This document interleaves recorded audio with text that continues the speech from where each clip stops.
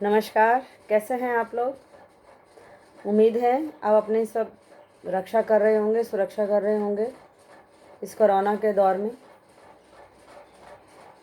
आप लोगों के लिए बहुत चिंतित हूँ। जैसा कि आपको मालूम है कि मैं एक नर्स हूँ और एक हेल्थ केयर प्रोफेशनल हूँ और पिछले 30 साल से ज़्यादा हो गए मुझे गवर्नमेंट हॉस्पिटल में काम करते हुए। मेरे पास, जैसा कि आपको मालूम ही है, कि हेल्थ केयर प्रोफेशनल के पास लोग कुछ न किसी सहायता के लिए फ़ोन करते ही रहते हैं। इन दिनों भी मेरे पास सारा दिन फ़ोन बजता ही रहता है, फ़ोन आते ही रहते हैं। इन दिनों मेरे साथ एक अजीब वाक़या हुआ। मेरे कोई जानने वाले थे जिनको 8 दिन हो गए थे बुखार आते हुए और अपने घर पे थे। मैंने उनसे कहा कि आप टेस्ट कराइए, तो वो मेरे कहने पर टेस्ट कराने के लिए जब गए तो पता लगा कि वो कोविड पॉजिटिव है। उस दिन 8वां दिन था। जैसे ही उन्हें ये पता लगा कि आज मैं कोविड पॉजिटिव हो गया हूँ, वो इतने पैनिक हो गए कि जिसका कोई हिसाब ही नहीं है। उस रिपोर्ट के मिलने से पहले वो बिल्कुल सेटल्ड थे। अचानक से उनको बस घबराहट होने लग गई और फिर उन्होंने 10 जगह फ़ोन कर दिए, मुझे हॉस्पिटल बेड दे दो, मेरी ऑक्सीजन घट रही है, मैं मर रहा हूँ, मेरे को ले जाओ। ये एक पैनिक की स्थिति उन्होंने की। रिपोर्ट टेस्टिंग हुई 8वें दिन और रिपोर्ट आई 10वें दिन, क्योंकि नेचुरली आपको मालूम है इस वक्त वर्कलोड बहुत ज़्यादा है हमारी लेबॉर्ट्रीज़ पर टेस्ट की रिपोर्ट्स देने का। खैर, फिर वो जाके एडमिट हो गए एक छोटे से नर्सिंग होम में, क्योंकि बड़े हॉस्पिटल्स में तो जगह नहीं है। और फिर वहाँ पे वो नर्सिंग होम वालों ने जो मैनिपुलेशन करनी शुरू कर दी, वो एक अलग बात है। उन्होंने जो फ़ायदा उठाया वो अलग एक बात है। पर मैं आपसे एक बात कहना चाहती हूँ। ये हर समय हम हाय हाय कोरोना, हाय हाय कोरोना, हाय हाय ऑक्सीजन, हाय हाय रेमडेसिविर, हाय हाय पल्स ऑक्सीमेट्री, हाय हाय वर्सिटीन, हाय मेडिसिन, ये क्यों? पैनिक की हड़बड़ाहट ये करने की आदत हम भारतीयों की इतनी बुरी क्यों है? हम हर समय पैनिक क्यों करते हैं? हर समय हड़बड़ाते क्यों रहते हैं? ट्रेन आती है तो हम लोगों को उतरने नहीं देते हैं, खुद पहले घुसेंगे कि कहीं ट्रेन ना चली जाए।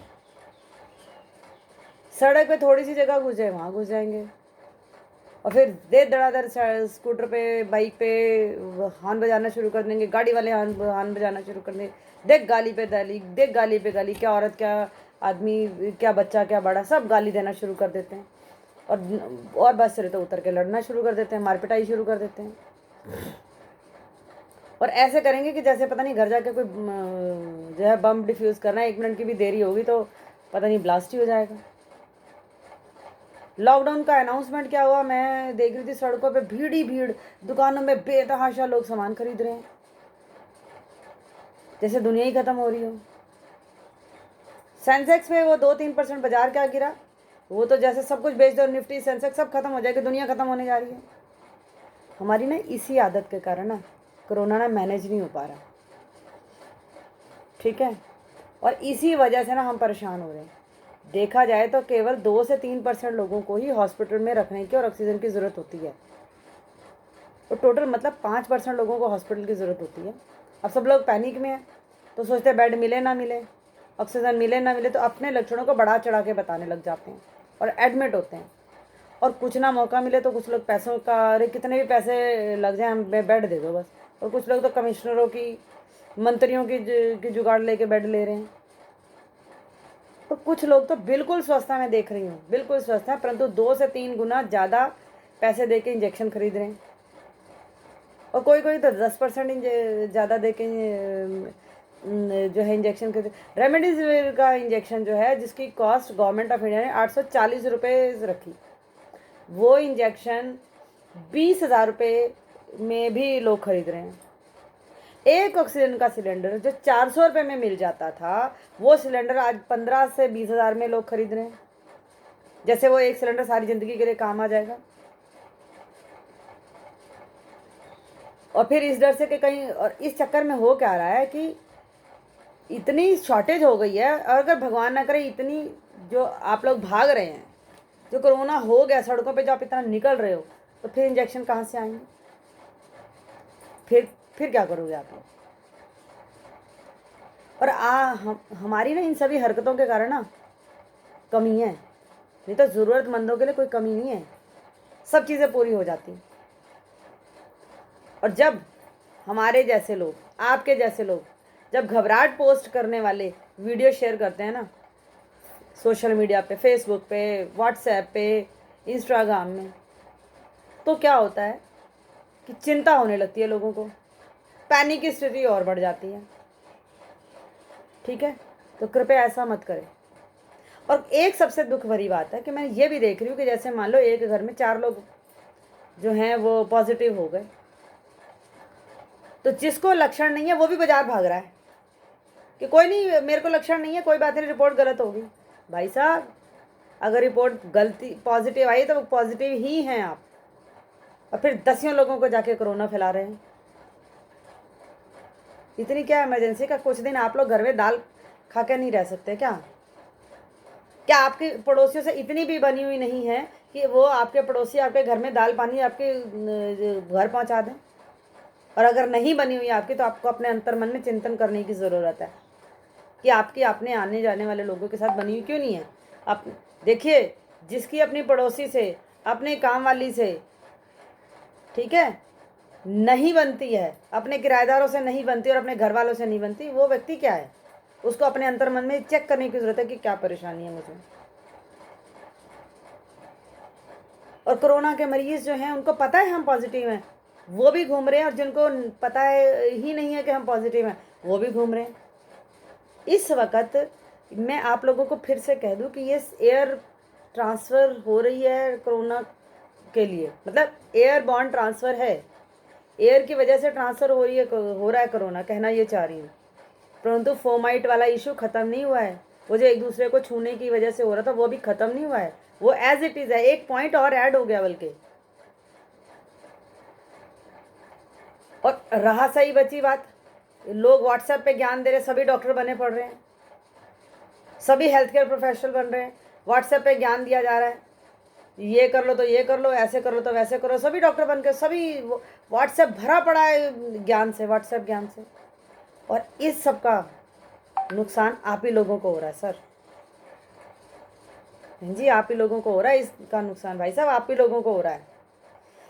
Nursing home, private hospital, pharma companies, chemist, बिचौलिए, ये सब आपके डर का फ़ायदा उठा रहे हैं और मार्केटों से सामान उठ रहा है।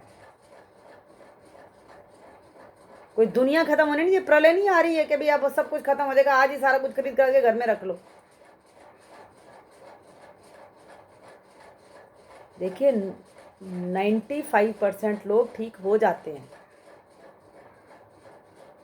आप प्लीज़ लोगों का हौसला बढ़ाइए, घबराहट नहीं।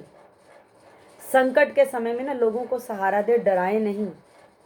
इस संकट से ना देशवासियों को कोरोना से बचने के लिए शिक्षित कीजिए, ना कि डर के व्यवस्था को खराब कीजिए। और कोई भी जो आप ज्ञान पेलते हो ना व्हाट्सएप पे, वो जब आप परोसते हो, तो एक बार उसकी ऑथेंटिकेशन भी चेक कर लिया करिए कि वो कितना ऑथेंटिक है।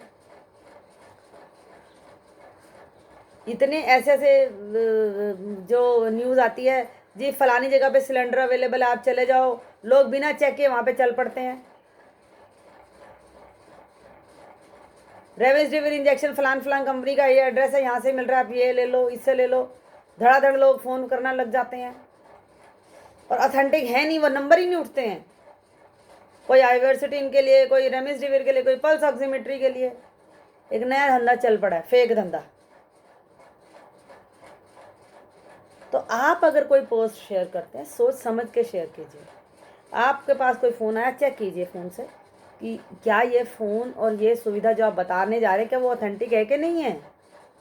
कृपया मेरा भगवान से आप लोग की भगवान का वास्ता है, आप लोगों से, आप सबसे प्रार्थना है मेरी, प्लीज़ प्लीज़ प्लीज़ पैनिक मत फैलाइए। हमारे पास बेड नहीं है, कृपया मास्क लगाइए, सोशल जो आपको डिस्टेंसिंग बोलिए, फिजिकल डिस्टेंसिंग बोलिए, वो मेंटेन करके रखिए। बार बार हाथ धोते रहिए। आप लोग सड़कों पे बिना मास्क के घूम रहे हैं, पैनिक करते हुए घूम रहे हैं, कोरोना के मरीज घूम रहे हैं, बिना कोरोना के मरीज घूम रहे हैं, सब सड़कों पे ही घूम रहे हैं। किसी को कह दो मास्क ऊपर कर लो तो उनको बुरा लग रहा है कि हमें कह क्यों दिया। तो इस देश की व्यवस्था को सही करने का और ख़राब करने की जिम्मेदारी हमारी है, सरकार की नहीं। तो कृपया अपनी जिम्मेदारी समझें और सोच समझ के कुछ करें, और पैनिक मत होइए, हड़बड़ाइए मत। आप धैर्य रखिए। 95% लोग अपने घर में रह के कोरोना से लड़ सकते हैं सिम्टोमेटिक ट्रीटमेंट लेके। शुरू के 8 दिन जो थोड़े से खतरे वाले होते हैं, उसके बाद धीरे धीरे इंसान पेशेंट जो है वो रिकवर करने लग जाता है। 10वें दिन 12वें दिन तक फीवर चला जाएगा, अपने आप चला जाएगा। 13वें 14वें 15वें दिन तक तब आप और बेटर हो जाओगे। 17वें दिन तक आप बिल्कुल फिट। 18वें दिन से अपना काम शुरू। कमज़ोरी रहेगी, कुछ दिन तक रहेगी, धीरे धीरे जाएगी। रोग आया है तो वो चला भी जाएगा। पैनिक मत क्रिएट कीजिए। धन्यवाद। प्लीज़ आप इस वीडियो को जितने ज़्यादा लोगों को हो सके शेयर कीजिए, ताकि इस पैनिक में लोग फ़ायदा ना उठाएं और लोग डर के मारे ना मरें। एक कहानी है जिसमें एक कैदी को ये कहा गया कि भी तुम्हें सांप से डसवा के मारा जाएगा। उसको कुर्सी पे बिठाया गया, उसको बोला आंखें बंद कर दे, उसको सेफ्टी पिन चुभा दिया गया। उसके अंदर वही लक्षण आए जो सांप के काटने से आते हैं, और वो मर गया, डर के मारे मर गया। तो हम कोरोना से कम और डर से ज़्यादा मर रहे हैं, और कोरोना से डर की वजह से ज़्यादा मर जाएंगे। तो हाथ जोड़ के प्रार्थना है, प्लीज़ डरिए नहीं, हिम्मत रखिए। हम भारतवासी हैं, हिम्मत रखना जानते हैं, हम इस स्थिति से बाहर निकल जाएंगे। जय हिंद।